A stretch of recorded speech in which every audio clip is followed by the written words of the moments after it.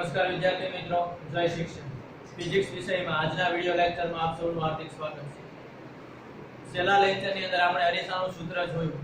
આ અરીસાના સૂત્રની અંદર જરૂરી એવા કાર્ટેઝી સંજ્ઞા પદ્ધતિના નિયમો વિશે વાત કરી. તો આજના લેક્ચરની અંદર આપણે જે વાત કરવાની છે મોટવણી અને ત્યાર પછી છે આપણા એક્ઝામ્પલ સોલ્યુશન કરવા. તો મોટવણી જે તમે ઓલરેડી ધોરણ 10 ની અંદર ભણીને આવ્યા, પણ અહીંયા જે મોટવણી ભણવાની છે મુખ્યત્વે મોટવણી ત્રણ પ્રકારની હોય. એક લિનિયર એટલે કે રેખીય મોટવણી, બીજું છે એક ક્ષેત્રીય મોટવણી અને ત્રીજું છે કોણીય મોટવણી. પણ આપણે અત્યારે જે ભણવાનું છે માત્ર રેખીય મોટવણી વિશે વાત કરવાની છે. તેના વિશે વાત કરવાની છે રેખીય મોટવણી. આમ સાદી ભાષામાં તમે કહો કે રેખીય મોટવણી એટલે શું, તો કે પ્રતિબિંબ છે ને વસ્તુ કરતા કેટલું મોટું દેખાય ને એને એની મોટવણી કહેવાય. શું કહેવાય? મોટવણી એટલે શું, તો કે પ્રતિબિંબ છે એ વસ્તુ કરતા કેટલું મોટું દેખાય એને એની મોટવણી કહેવાય. ખ્યાલ આવે? તો તમને ખબર છે કે આપણે અંતર્ગોળ અરીસાની અંદર વાત કરી તો અંતર્ગોળ અરીસાની અંદર વસ્તુ કરતા મોટા પ્રતિબિંબ મળતા હતા, વસ્તુ જેટલાય મળતા હતા એટલે વસ્તુ કરતા નાના પણ મળતા હતા. એનો મતલબ એમ કે મોટવણી એક કરતા મોટી, એક જેટલી અને એક કરતા નાની પણ મળે. ખ્યાલ આવે કે નહીં? જ્યારે બહિર્ગોળ અરીસાની અંદર તમે વાત કરો તો હંમેશા પ્રતિબિંબ કેવા મળતા હતા? વસ્તુ કરતા નાના. એટલે બહિર્ગોળ અરીસાની મોટવણી હંમેશા એક કરતા નાની જ મળે. શું મળે? એક કરતા નાની. તો પહેલા આપણે મોટવણીથી શરૂઆત કરી. મોટવણી કોને કહેવાય? તો હું તમને શું કહું છું, સાદી ભાષામાં મોટવણી એટલે શું, તો કે પ્રતિબિંબ છે વસ્તુ કરતા કેટલું મોટું દેખાય એને શું કહેવાય? મોટવણી કહેવાય. તો એની વ્યાખ્યા આપી હોય તો કેટલું મોટું દેખાય એનો મતલબ એ તો કે પ્રતિબિંબની ઊંચાઈ અને વસ્તુની ઊંચાઈનો તમે ગુણોત્તર લઈ લો. કોનો? પ્રતિબિંબની ઊંચાઈ અને વસ્તુની ઊંચાઈનો તમે ગુણોત્તર લઈ લો તો તમને ખબર પડે કે આ પ્રતિબિંબ છે કેટલા ગણું મોટું છે અથવા તો કેટલા ગણું નાનું છે. તો એને એની શું કહેવાય? રેખીય મોટવણી કહેવાય. શું કહેવાય?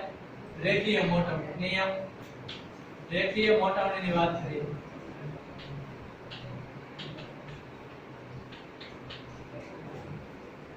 રેખીય મોટવણી એને ઇંગ્લિશમાં આપણે કહીશું લિનિયર મેગ્નિફિકેશન. મોટવણીને શું કહેવાય? મેગ્નિફિકેશન. અને રેખીય એટલે લિનિયર. Linear magnification. એની વ્યાખ્યા આપું છું. મોટવણી કોને કહેવાય? તો રેખીય મોટવણી કોને કહેવાય? તો કે પ્રતિબિંબની ઊંચાઈ અને વસ્તુની ઊંચાઈના ગુણોત્તરને શું કહેવાય? રેખીય મોટવણી કહે છે.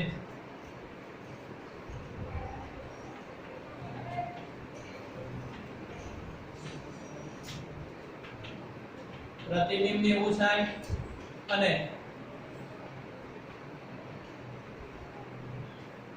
વસ્તુની ઊંચાઈના ગુણોત્તર.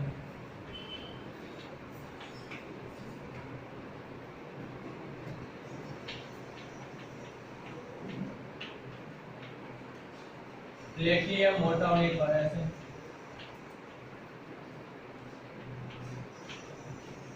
અને મોટવણીને ઇંગ્લિશમાં શું કહેવાય? મેગ્નિફિકેશન. એટલા માટે હું શેના વડે બતાવું? m વડે. શેના વડે બતાવું? m વડે. તો મોટવણી m બરાબર આપણે શું લખશું? પ્રતિબિંબની ઊંચાઈ, પ્રતિબિંબની ઊંચાઈ છેદમાં શું લખશું? વસ્તુની ઊંચાઈ. જ્યાં નહીં ખબર જ પડે ને, કારણ કે વ્યાખ્યા ઉપરથી સૂત્ર લખી શકાય સીધું, કારણ કે વ્યાખ્યાની અંદર એવું જ કીધું પ્રતિબિંબની ઊંચાઈ અને વસ્તુની ઊંચાઈના ગુણોત્તર. પણ પહેલા મેં તમને સોખા શબ્દોમાં કીધું કે ભાઈ મોટવણી એટલે હકીકતમાં શું, તો કે પ્રતિબિંબ કેટલા ગણું મોટું દેખાય એ. તો પ્રતિબિંબ કેટલા ગણું મોટું દેખાય એટલે પ્રતિબિંબની ઊંચાઈ ક્યાં આવે? અંશમાં. અને વસ્તુની ઊંચાઈ ક્યાં આવે? છેદમાં. ખ્યાલ આવે કે નહીં? તો એને શું કહેવાય? મોટવણી કહેવાય. હવે આપણે અરીસાની સૂત્રની અંદર જ્યારે આકૃતિ દોરી ત્યારે આપણે વસ્તુ ઊંચાઈ કંઈક આપણે કીધું હતું. વસ્તુ AB છે અને કંઈક આપણે ઊંચાઈ આપી હતી. એને શું કહેતા હતા આપણે? h. અને નીચે છે પ્રતિબિંબની ઊંચાઈને કંઈક આપણે કીધું હતું. શું કીધું? h'. તો આના બરાબર હું એમ લખી શકું કે નહીં? પ્રતિબિંબની ઊંચાઈ એટલે h', વસ્તુની ઊંચાઈ એટલે h. લખી શકાય? ચાલો તો મોટવણીનું સૂત્ર હું અહીંયા લખું છું. m શું થાય? h' ના છેદમાં h.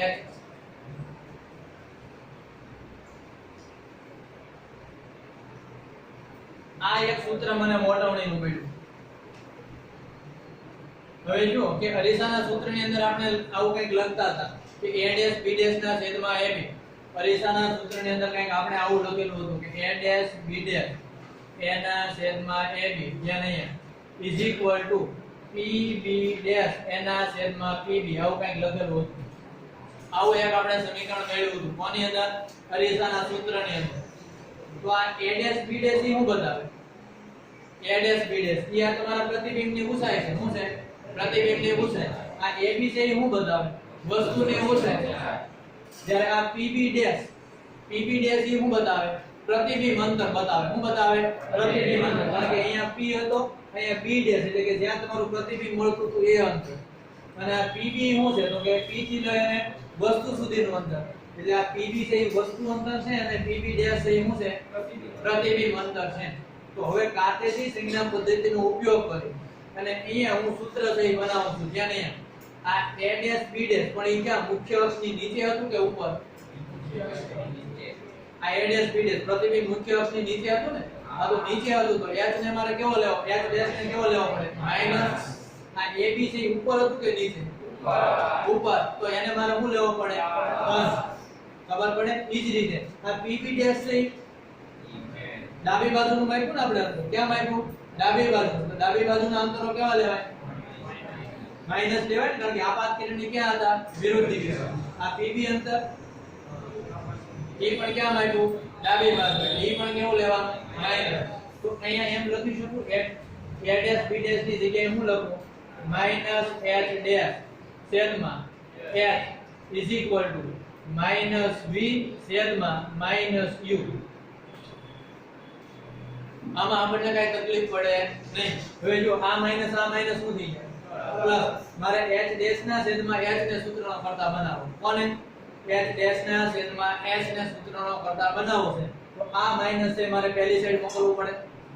આ તો માઈનસ પ્લસ થઈ જાય. પણ આ માઈનસ હું પહેલી સાઈડ મૂકી દઉં તો એમ લખી શકાય કે h ડેશ ના છેદમાં h is equal to minus v ના છેદમાં u. આવું લખાય કે ન લખાય? સરખું જ છે. આ સમીકરણને હું સમીકરણ નંબર 1 અને આને હું કહું? સમીકરણ નંબર 2. તો આ મોટવણીનું સૂત્ર છે કે નહીં? મોટવણી m બરાબર શું લખ્યું? h ડેશ ના છેદમાં h. પણ h ડેશ ના છેદમાં h બરાબર તો શું થાય? માઈનસ v ના છેદમાં u એ થાય.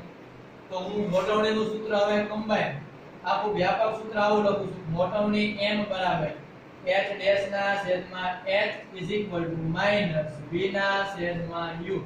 આ આપણું મોટવણીનું મેઇન સૂત્ર થઈ ગયું. ઊંચાઈને આધારે કે તો પણ મોટવણી મેળવી શકાય.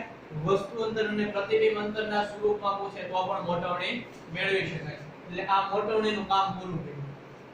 મોટવણીનું કામ પૂરું થયું. હવે તમારે મને કહેવાનું છે આ સૂત્ર ઉપરથી તમારે કહેવાનું છે કે અંતર્ગોળ અરીસાની અંદર છે મોટવણી કેવા પ્રકારની મળે? અંતર્ગોળ અરીસાની અંદર મોટવણી કેવા પ્રકારની મળે? આ સૂત્ર ઉપરથી આપણને ખબર પડવી જોઈએ કે મોટવણી છે ધન ઋણ એક કરતા નાની એક કરતા મોટી આવી મળે એમ.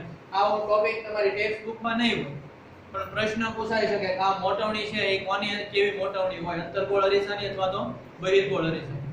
તો આ સૂત્ર ઉપરથી તમે મને કહો, કોઈ મને કહી શકશે કે આની ઉપરથી નક્કી કરવી મોટવણી ક્યારે ધન મળે ક્યારે ઋણ મળે?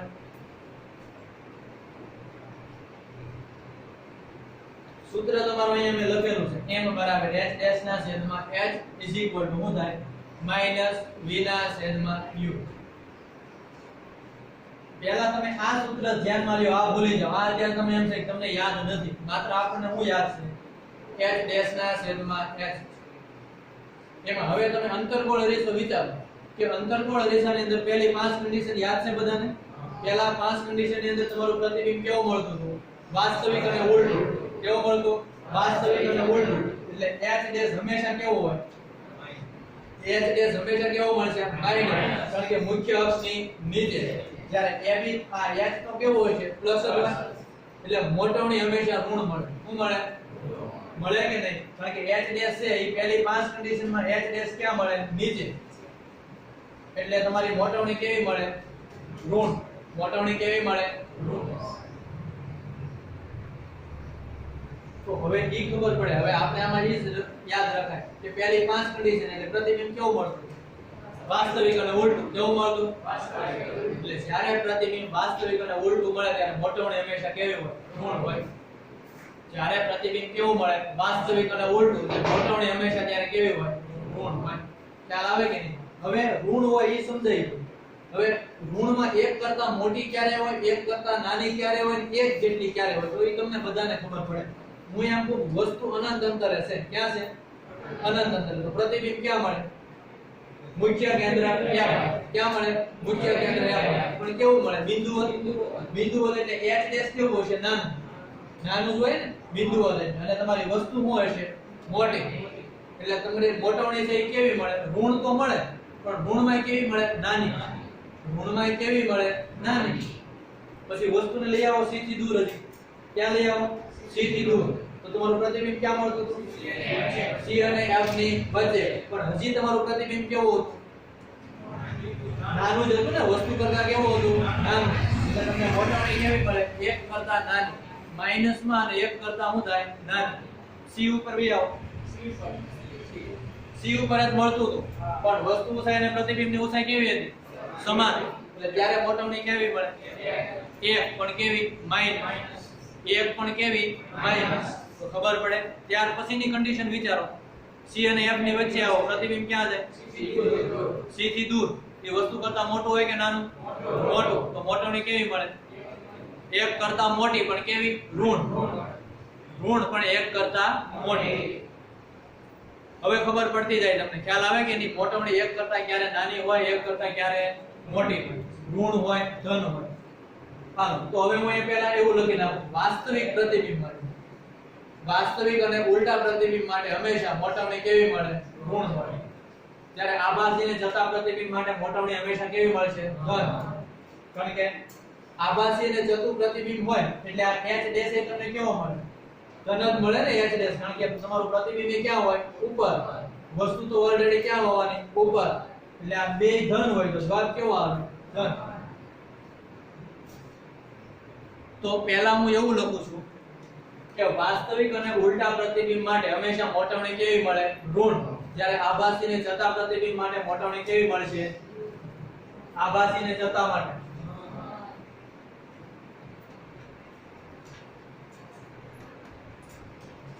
વાસ્તવિક અને ઉલટા પ્રતિબિંબ માટે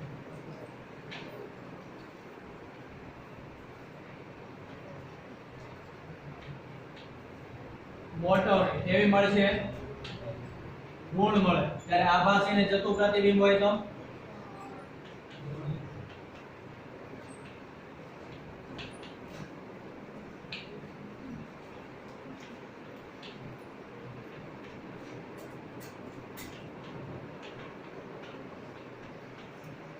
મોટવણી તમને ધન મળે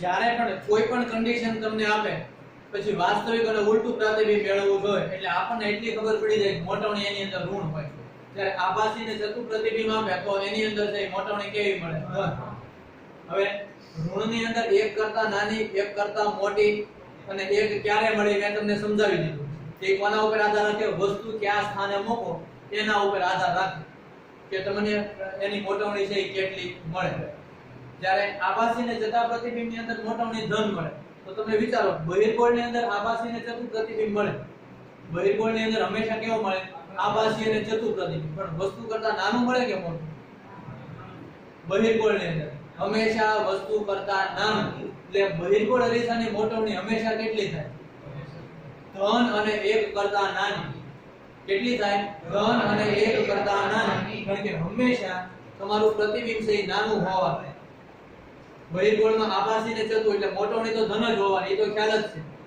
પણ હંમેશા ઈ મોટવણી છે 1 કરતા કેવી મળે નાની મળે 1 કરતા નાની મળે એટલે હું અહીંયા સીધું જ લખું કે બહિર્ગોળ અરીસાની અંદર મળતી મોટવણી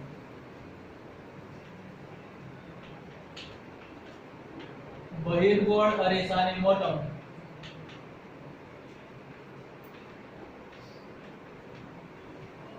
હંમેશા ધન અને 1 કરતા નાની મળે બહિર્ગોળની અંદર મોટવણી હંમેશા ધન મળે અને 1 કરતા કેવી છે નાની. શા માટે એ તમને ખબર હોય એની અંદર હંમેશા પ્રતિબિંબનું સ્થાન કેવું હોય અથવા તો પ્રતિબિંબ કેવું હોય વસ્તુ કરતા નાના, એટલા માટે. અંતર્ગોળ અરીસાની અંદર વાત કરો તો અંતર્ગોળ અરીસાની અંદર મોટવણી ઋણેય મળે અને ધનેય મળે. ધન ક્યારે મળે? ધન ક્યારે મળે? છેલ્લી કન્ડિશનમાં. છેલ્લી કન્ડિશનમાં તમારું પ્રતિબિંબ છે કેવું મળે? આભાસી અને જતું, પણ વસ્તુ કરતા કેવું હોય? વસ્તુ કરતા મોટું. એટલે ખાસ ધ્યાન રાખવાનું, અંતર્ગોળ અરીસાની અંદર જ્યારે મોટવણી ધન મળે પણ ઈ મોટવણી હંમેશા 1 કરતા કેવી હશે? મોટી હશે. 1 કરતા મોટી હશે, જ્યારે બહિર્ગોળની અંદર 1 કરતા નાની. ખબર પડે? એટલે આટલી વસ્તુ સમજાવવી જોઈએ બહિર્ગોળ અને અંતર્ગોળ અરીસાની અંદર. અંતર્ગોળ અરીસાની અંદર મોટા ભાગની મોટવણી ઋણ જ હોય, કારણ કે 5 કન્ડિશનમાં વાસ્તવિક અને ઉલટા પ્રતિબિંબ મળે. એક કન્ડિશનમાં આભાસી અને ચતુ પ્રતિબિંબ મળે, તો ઈ પ્રતિબિંબ વસ્તુ કરતા શું હોય? મોટું. એટલે જ્યારે અંતર્ગોળ અરીસાની અંદર ધન મોટવણી હોય એ હંમેશા 1 કરતા કેવી હશે? મોટી હશે.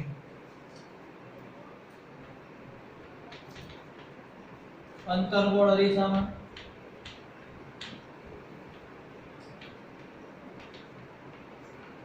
મોટવણી ધન અને ઋણ બંને મળે, પણ જ્યારે ધન મળે એ હંમેશા 1 કરતા મોટી હશે. કેવી છે? 1 કરતા મોટી. ઋણની અંદર શું હશે? -1 પણ હશે, -1 પણ હોય, -1 થી વધુ પણ હોય અને -1 થી ઓછી પણ હોય. અંતર્ગોળ અરીસાની અંદર છે મોટવણી કેવી મળે? ધન અને ઋણ બંને, પણ જ્યારે મોટવણી ધન હશે હંમેશા 1 કરતા કેવી હશે? મોટી. કારણ કે એની અંદર તમારું પ્રતિબિંબ હંમેશા વસ્તુ કરતા કેવું મળવાનું? મોટું. જ્યારે ઋણની અંદર તો મેં તમને સમજાવી દીધું, 1 કરતા નાનું બતાવ્યું, 1 બતાવ્યું, 1 કરતા મોટું બતાવ્યું. તો આવી મોટવણીની ખબર પડે. હવે કોઈ મને કહેશે કે આમાં જો 1 કરતા મોટી 1 કરતા નાની એવી ધન મોટવણી અંદર, તો ધન મોટવણીની અંદર 1 ક્યારે આવે? ધન મોટવણીની અંદર 1 ક્યારે આવે? ક્યારે આવશે? સમતલ અરીસામાં. ક્યારે આવશે? સમતલ અરીસામાં. સમતલ અરીસો એટલે તમે મોઢું જોવા માટે જે કાચ વાપરો છો એને શું કહેવાય? સમતલ અરીસો. એમાં શા માટે છે એ મોટવણી ધન આવે અને 1 આવે? કારણ કે એની અંદર હંમેશા તમારું પ્રતિબિંબ કેવું દેખાય? આભાસી અને ચતુ. પ્રતિબિંબ કેવું દેખાય? આભાસી અને ચતુ. અને જેવડી વસ્તુ હોય ને એવડું જ પ્રતિબિંબ દેખાય. જેટલી વસ્તુ હોય એવડું જ એનું શું દેખાય? પ્રતિબિંબ દેખાય. કોની અંદર? સમતલ અરીસાની અંદર. એટલે સમતલ અરીસાની અંદર h ડેશ અને h બે સરખું થઈ ગયું. h ડેશ અને h સરખું થઈ ગયું એટલે મોટવણી કેવી મળે? 1. પણ ઈ પણ પ્રતિબિંબ હોય કેવું? આભાસી અને ચતુ. એટલે હંમેશા સમતલ અરીસાની અંદર મોટવણી કેવી મળે? +1. શું મળે? +1. એટલે છેલ્લે આપણે સમતલ અરીસો છે નહીં, પણ માની લો કે ક્યારેક તમને પ્રશ્ન પૂછાય તો આપને ખબર હોય સમતલ અરીસાની મોટવણી કેટલી થશે?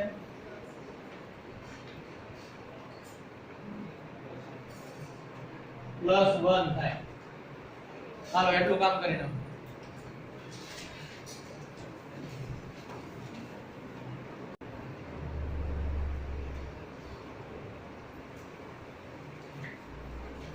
હવે પછીનું જે આપણે કામ કરવાનું છે એ આપણે ઉદાહરણના દાખલા ગણવાના છે. શું ગણવાના છે? ઉદાહરણના દાખલા. આપણો પહેલા પરાવર્તનનો પોર્શન અહીંયા પૂરો કર્યો. કિરણ પ્રકાશ શાસ્ત્રની અંદર પરાવર્તનનો પોર્શન અહીંયા પૂરો થાય છે. હવે વક્રીભવનનો પોર્શન શરૂ થાય. ઈ પહેલા આપણે આ પરાવર્તન અનુરૂપ જે એક્ઝામ્પલ છે એની વાત કરવાની છે. તો અત્યારે આપણે ઉદાહરણ નંબર 1 થી શરૂઆત કરીએ. ઉદાહરણ નંબર 1. જેને ઉદાહરણ નંબર 1 ની અંદર તમને શું કીધું? તો કે આપણે જે અરીસાના સૂત્રની અંદર આકૃતિ દોરી, અરીસાના સૂત્રની અંદર જે આકૃતિ દોરી એ આકૃતિ 9.5 છે. કઈ છે? આકૃતિ 9.5. એ 9.5 આકૃતિ છે એને આધારે તમને પ્રશ્ન પૂછું. તો એ આકૃતિ તો પહેલા અહીંયા દોરવી પડશે. એ આકૃતિ અહીંયા દોરવી પડે. બધાનું ધ્યાન અહીંયા કે તમને એક અંતર્ગોળ અરીસો આપેલો છે. શું આપેલો છે? અંતર્ગોળ અરીસો. હું આખી આકૃતિ નથી દોરતો, ક્વેશ્ચન જે સમજવાનો છે હું તમને સમજાવી દઉં. અહીંયા છે આપણો ધ્રુવ P, અહીંયા આગળ આપણું મુખ્ય કેન્દ્ર F, અહીંયા આગળ વક્રતા કેન્દ્ર C. આકૃતિ તો મેં દોરી હતી ને આપણે, એટલે બધાને આવડે છે દોરતા એટલે, બરોબર. અહીંયા આપણે વસ્તુ છે વક્રતા કેન્દ્ર C થી દૂર મૂકેલું હતું. વસ્તુ ક્યાં મૂકેલું હતું? વક્રતા કેન્દ્ર C થી દૂર, અને પ્રતિબિંબ ક્યાં મળતું હતું? C અને F ની વચ્ચે. આવી કન્ડિશન હતી, બરાબર છે. એ કેમ પ્રતિબિંબ મળતું હતું એ તમને બધાને ખબર છે. મુખ્ય અક્ષને સમાંતર F માંથી પસાર થતું, C માંથી દોર્યું હતું, એ C માં જતું, પછી થીટા કોણે દોર્યું હતું, થીટા કોણે જતું. પણ હું આકૃતિ બતાવતો નથી.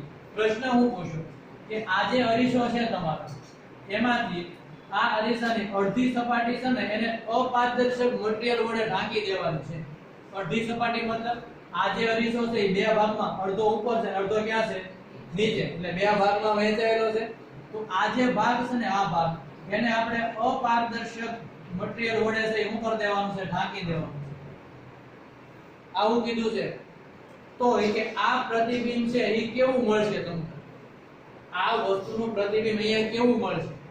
આખું મળશે, અડધું મળશે, કે આમાં ફેરફાર શું થાય ટૂંકમાં એ તમારે મને સમજાવવાનું છે, બરાબર. તો ઉદાહરણ એક આવું છે. તો હવે તમે વિચારો કે આપણે જે કિરણો લીધા, આપણે જે બધા કિરણો લીધા, બરાબર, એ બધા જ કિરણો, માની લો હું મુખ્ય અક્ષને સમાંતર કિરણ લઉં તો ઉપર તરફ જ દોરું કે નહીં? ક્યાં દોરીશ? ઉપર તરફ. શેમાંથી પસાર થશે? F માંથી. બીજું કિરણ હું દોરું છું, જે નહીં, બીજું કિરણ હું દોરું છું, માની લો હું એમ કહું બીજું કિરણ હું થીટા કોણે દોરું છું. કેટલા કોણે? થીટા. તો એ ક્યાં પામશે? થીટા કોણે પરાવર્તન પામશે. આપણને ખબર છે કે બે કિરણો ઓછામાં ઓછા હોય એટલે પ્રતિબિંબ મળી જાય. તો ક્યાં મારે નીચેની સપાટીની જરૂરિયાત પડી? નીચેની સપાટીની જરૂરિયાત પડી નથી. ઉપરની સપાટી હતી તોય મને આ પ્રતિબિંબ તો મળતું હતું. એનો મતલબ એમ કે આ તમે અરીસાની સપાટી અડધી ઢાંકી દેશો અપારદર્શક મટીરીયલ વડે, તો પણ તમને પ્રતિબિંબ કેવું મળશે? આખું જોવા મળશે. શું મળશે? આખું જોવા. તો એ કે આ આખા અરીસાનું કામ શું? જો આખું જ પ્રતિબિંબ અહીંયા જોવા મળતું હોય તો આપણે અડધો અરીસો ન રાખી શકે? રાખી શકાય કે નહીં? તો આ આખા અરીસાની જરૂરિયાત શું? આવો પ્રશ્ન નથી પૂછો, પણ આપને ખબર પડે ને કે જો આ અડધો જ અરીસો કામનો છે, અડધા અરીસાથી મને આ સંપૂર્ણ પ્રતિબિંબ મળે છે, તો આ નીચેના અરીસાનું આપણે કઈ કામ હતું નહીં. તો આપણે એ વાટનો શા માટે? તો કે મેં તમને કીધું કે આમાં તો આપણે એક બે કિરણો દોરી, નહીતર આમાંથી કેટલા કિરણો નીકળતા હોય?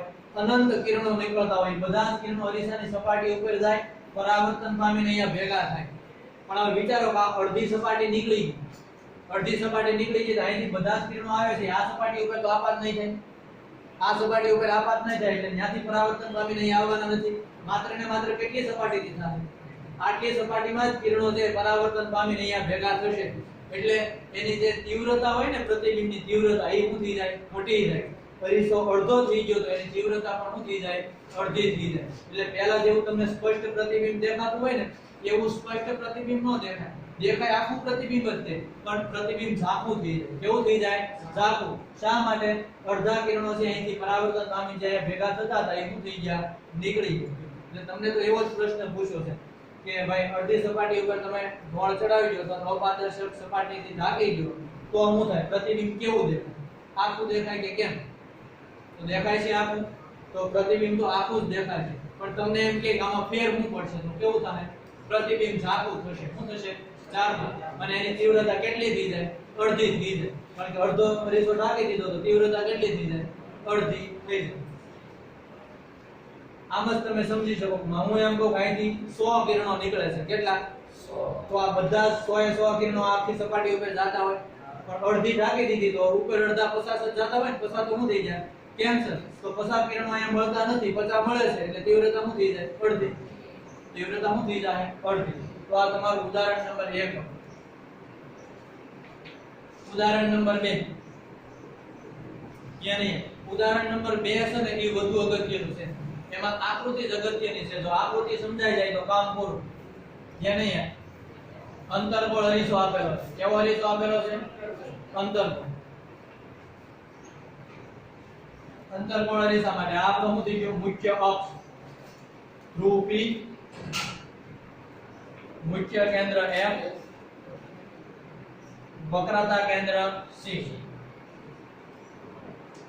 જ્યાં નહીં રાખજો. આ આકૃતિ તમારે દોરવાની છે. આ અરીસાની સામે એક મોબાઈલ મૂકેલો છે. શું મૂકેલો છે? મોબાઈલ, અને એનું પ્રતિબિંબ કેવું મળે એ તમારે આકૃતિ દોરવાની છે। અહીંયા જે મોબાઈલ દેખાડેલો છે બરોબર, રમકડાનો મોબાઈલ છે, એનો છે રમકડાનો, તો ઘણા કે મોબાઈલ છે તો મેળાવી, મોબાઈલ શેનો છે? રમકડાનો, એ નહીં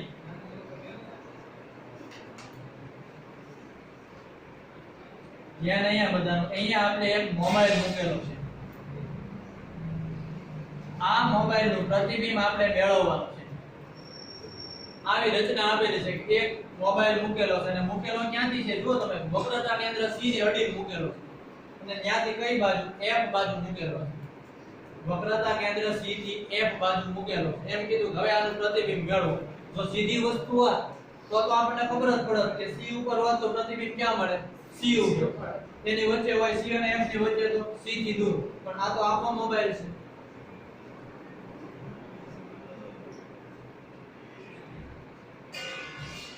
આવો મોબાઈલ આપેલો છે, તો આનું પ્રતિબિંબ કે અહીંયા આગળ કેવો મળશે તમારે આકૃતિ દોરીને સમજાવવાનું છે।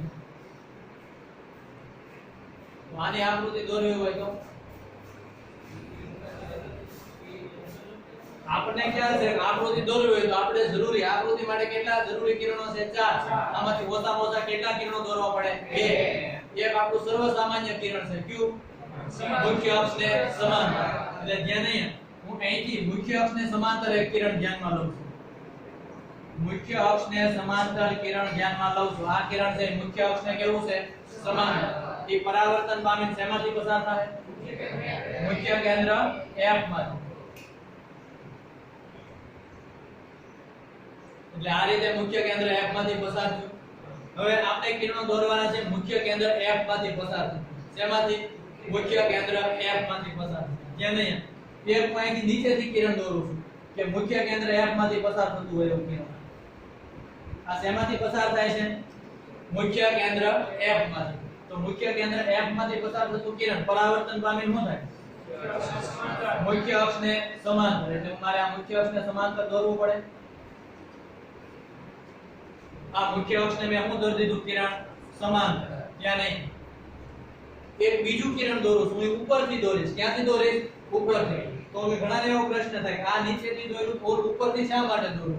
ઉપરથી એટલા માટે કારણ કે એટલા વિસ્તારમાં આપણી વસ્તુ છે કે નહીં, એટલે નીચેનો ભાગ મળે તો આપણે ઉપરનો ભાગ પણ મેળવવો પડે, એટલા માટે હું કિરણ ક્યાંથી દોરું? ઉપરથી, પણ કેમાંથી દોરું? મુખ્ય કેન્દ્ર F માંથી પસાર થતું, જ્યાં નહીં આ શેમાંથી પસાર થાય? મુખ્ય કેન્દ્ર F માંથી, તો ઈ કિરણ પણ પરાવર્તન પામીને ક્યાં જાય? મુખ્ય કેન્દ્ર F માંથી પસાર થાય છે તો મુખ્ય અક્ષને સમાંતર, એટલે આ રીતે હું દોરી શકું। આ કિરણ મુખ્ય અક્ષને હું થઈ ગયું સમાંતર, બંને કિરણો અહીંયા આગળ ભેગા થાય ને, બંને કિરણો અહીંયા આગળ ભેગા થાય છે, સમજો પહેલી કન્ડિશનમાં કિરણો અહીંયા ભેગા થયા, લાસ્ટમાં કિરણો અહીંયા ભેગા થયા, એનો મતલબ એવો થયો કે આ જે પ્રતિબિંબ છે ને એ તમારી મળવાની શરૂઆત અહીંથી થઈ, પ્રતિબિંબ મળવાની શરૂઆત અહીંથી થઈ ગઈ અને છેલ્લે જ્યાં ભેગા થાય ત્યાં સુધીમાં છે તમને પ્રતિબિંબ મળે, એટલે આપણો મોબાઈલ છે ને અહીંયા આગળ સુધી આવો મળશે।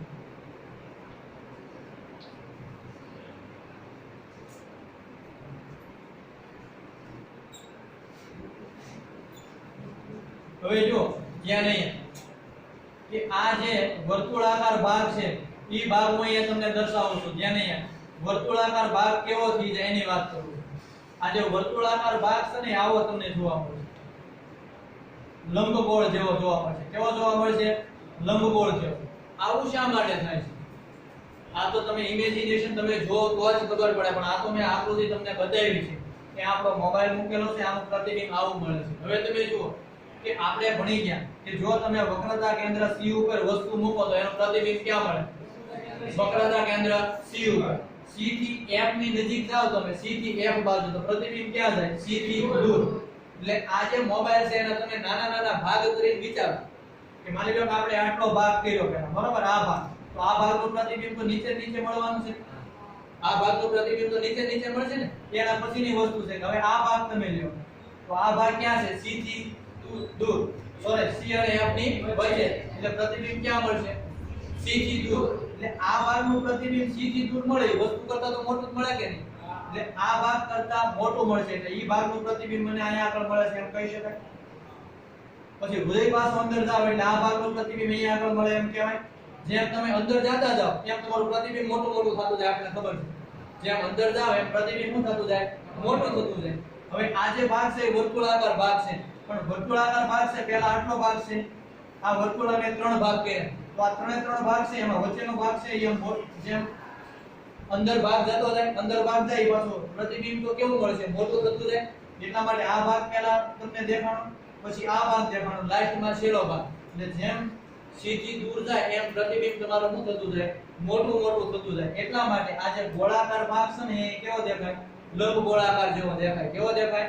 લંબ ગોળાકાર. કારણ કે આ વર્તુળ છે એ 3 ભાગમાં તમે ડિવાઈડ કરો તો દરેક ભાગ સરખો ગોળ નહીં થાય. કારણ કે જેમ સીધી દૂર જશે એમ થોડોક ભાગ શું થતો જાય? મોટો થતો જાય. એટલા માટે તમારું વર્તુળ કેવું થઈ ગયું? લંબગોળ થઈ ગયું. આ રીતે પ્રતિબિંબ જોવા મળે. આ આકૃતિ તમારે બનાવવાની છે હો. ખાલી આ મોબાઈલ મૂકેલો પ્રતિબિંબ તમને આપશે આકૃતિ, અને બાકીનો આ મોબાઈલ કેવો દેખાય ઈ છે ઈ તમને બતાવેલું છે. આ તો માત્ર જાણકારી માટે મેં ભાગ પાડ્યા, બાકી આપણે મોબાઈલ આવો દેખાય આપણે ખબર હોવી જોઈએ. પછી એમાં કંઈક બીજા પ્રશ્ન પૂછાશે. શું પૂછાશે? બીજા કંઈક પ્રશ્ન પૂછાશે. લાવો ટેક્સ્ટ બુક લાવો. જો કે આમાં તમને એમ કીધું, પહેલા તો હું કીધું કે મોબાઈલ ફોન મૂક્યો છે, યોગ્ય આકૃતિ દોરી એનું પ્રતિબિંબ મેળવો. યોગ્ય આકૃતિ દોરી અને પ્રતિબિંબ મેળવો. તો આપણે યોગ્ય આકૃતિ દોરીને એનું પ્રતિબિંબ મેળવી લીધું. પછી બીજો તમને પ્રશ્ન આમાં એવો પૂછું કે મોટવણી એક સમાન કેમ નથી એ સમજાવો. શું પ્રતિબિંબની વિકૃતિ પરીસાની સાપેક્ષે મોબાઈલના સ્થાન ઉપર આધાર રાખે છે? પહેલા તમને એમ કીધું કે આ જે મોટવણી છે એ સરખી કેમ નથી મળતી, સમજાવો. મોટવણી સરખી કેમ નથી મળતી એટલે જો આ ભાગ તો હરખો છે ને, ચોરસ જેવો જ નથી દેખાતો. ચોરસ જેવો જ દેખાય. તો અહીંયા જો ચોરસ જેવો ભાગ નથી દેખાતો. અહીંથી જેમ આગળ જાવ એમ ભાગ શું થતો જાય?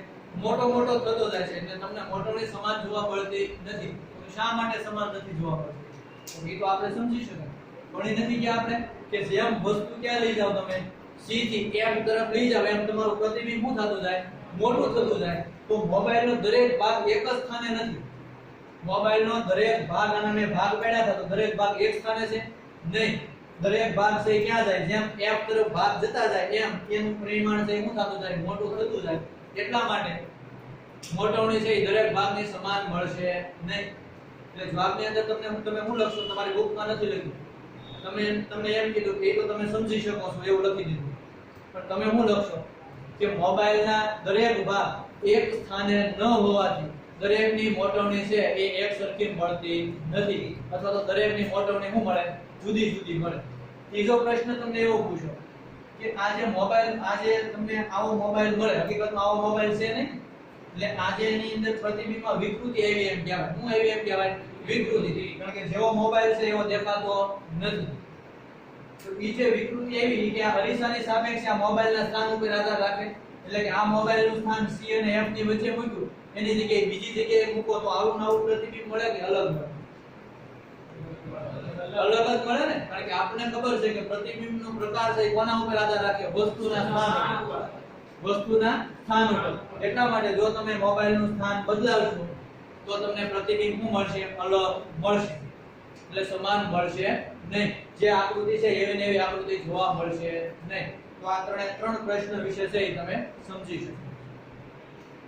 એટલે ઉદાહરણ નંબર 2 ની અંદર જે 3 પ્રશ્ન પૂછેલા છે ને એ 3 પ્રશ્ન તમને સમજાય છે. હાલો ત્યાર પછી ઉદાહરણ નંબર 3. ઉદાહરણ નંબર 3 તો સીધું અરીસાના સૂત્રનો ઉપયોગ કરીને છે તમને ગણવાનું કીધું છે. સીધું અરીસાના સૂત્રનો ઉપયોગ કરીને તમને ગણવાનું કીધું છે. તે એક અંતર્ગોળ અરીસો આપેલો છે. શું આપેલો છે? અંતર્ગોળ અરીસો. અંતર્ગોળ અરીસા માટે તમને વક્રતા ત્રિજ્યા આપી. શું આપી છે? વક્રતા ત્રિજ્યા. કેટલી આપેલી છે? 15 સેન્ટીમીટર. 15 સેન્ટીમીટર જ છે ને? હાલો તો કેન્દ્ર લંબાઈ છે કેટલી થાય? f બરાબર r/2 થાય. f બરાબર r/2 એટલે r કેટલું છે? 15. 15 ભાગ્યા 2 એટલે કેટલું થાય? 7.5 સેન્ટીમીટર. પણ અરીસો કેવો છે? અંતર્ગોળ. અંતર્ગોળ અરીસો હોય એટલે કેન્દ્ર લંબાઈ હંમેશા માઈનસમાં હોય. શેમાં હોય? માઈનસ. શા માટે? તો અહીંયા જુઓ આ અંતર્ગોળ અરીસો છે. આ કેવો અરીસો છે? અંતર્ગોળ અરીસો. તો એમાં તમે જુઓ કે અહીંયા ધ્રુવ P હોય, અહીંયા શું હોય મુખ્ય કેન્દ્ર F. P અને F વચ્ચેનું અંતર માપો તો એ આપાત કિરણની વિરુદ્ધ દિશામાં થાય કે નહીં? ક્યાં થાય? આપાત કિરણની વિરુદ્ધ દિશામાં. એટલે હંમેશા અંતર્ગોળ અરીસો હોય એની કેન્દ્ર લંબાઈ શું થાય? ઋણ. જ્યારે બહિર્ગોળ અરીસો હોય ધ્યાન અહીંયા રાખજો, આ બહિર્ગોળ અરીસો કયો અરીસો છે? બહિર્ગોળ. ધ્યાન અહીંયા બહિર્ગોળ અરીસો હોય તો મુખ્ય કેન્દ્ર અહીંયા આગળ છે ને અને વક્રતા કેન્દ્ર અહીંયા આગળ હોય. તો માની લો કે હું એમ કહું કે એની કેન્દ્ર લંબાઈ બતાવી હોય તો આટલી અંતર થશે ને. અહીંયા તો શું હશે? ધ્રુવ P. P અને F વચ્ચેનું અંતર, પણ આપાત કિરણની દિશામાં શું કે વિરુદ્ધ દિશામાં? આપાત કિરણની દિશામાં, તો આ અંતર શું થાય? એ અંતર કેવું થશે? ધન. એટલે આપણે અત્યારે એવું જ યાદ રાખવાનું, અંતર્ગોળ અરીસો હોય એટલે એની કેન્દ્ર લંબાઈ હંમેશા ઋણ હોય. અંતર્ગોળ અરીસાની કેન્દ્ર લંબાઈ હંમેશા શું હોય? ઋણ. જ્યારે બહિર્ગોળની હંમેશા શું હોય? ધન. ધન કે ઋણ આપે કે ન આપે, બહિર્ગોળ અરીસો શબ્દ આવે એટલે કેન્દ્ર લંબાઈ હંમેશા ધન અને અંતર્ગોળ આવે એટલે કેન્દ્ર લંબાઈ હંમેશા ઋણ. તો આ અરીસો આપણને અહીંયા કયો આપેલો છે? અંતર્ગોળ. તો મેં કેન્દ્ર લંબાઈ શું લીધી? માઈનસ. એટલે માઈનસ 7.5 સેન્ટીમીટર આપણી કેન્દ્ર લંબાઈ આપેલી છે. હાલો ત્યાર પછી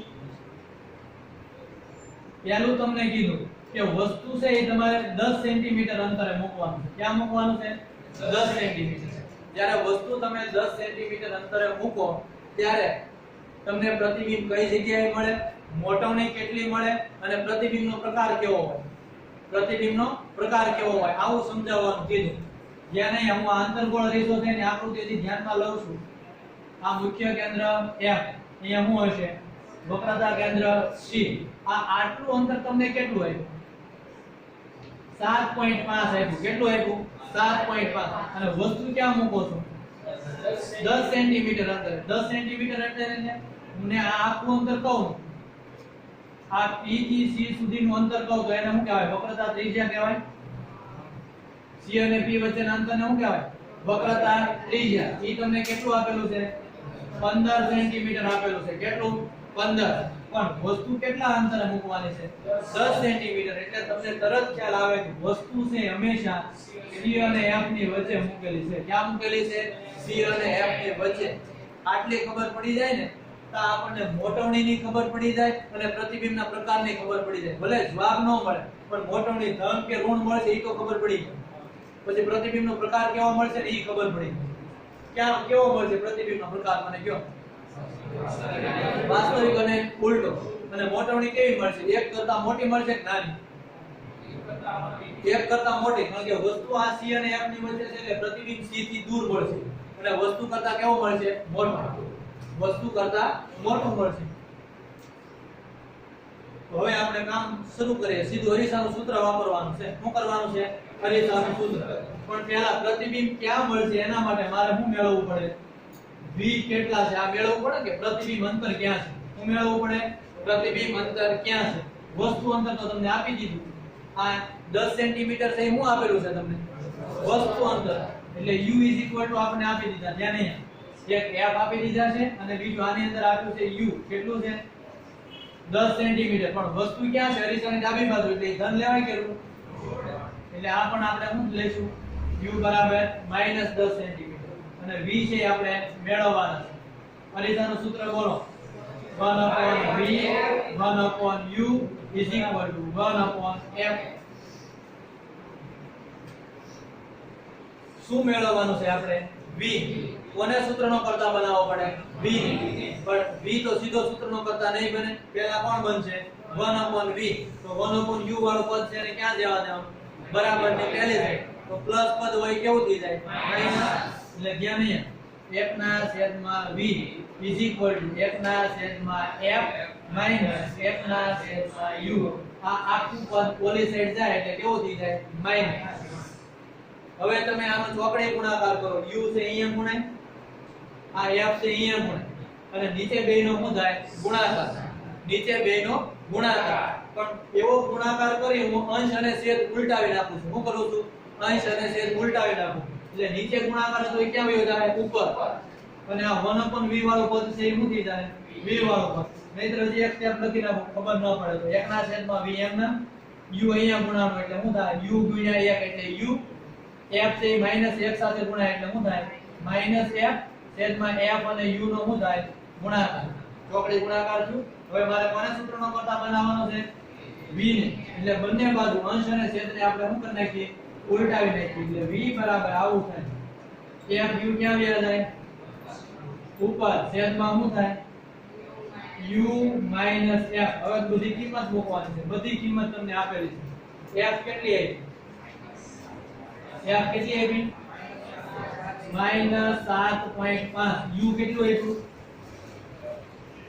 u -10 u કેટલું છે -10 છેદમાં u -10 આ ઓસાની નિશાની ઓસાની એમના f છે કેટલું છે -7.5 એટલે -7.5 જ્યાં નહીં આ 10 છે ઈ માઈનસ છે ને આ માઈનસ છે ગુણાકારમાં ઓછે ઓછે શું થાય ઓછે ઓછે વત્તા ખ્યાલ આવે ને હાલો આ -10 આ ઓછે ઓછે વત્તા એટલે -10 અને +7.5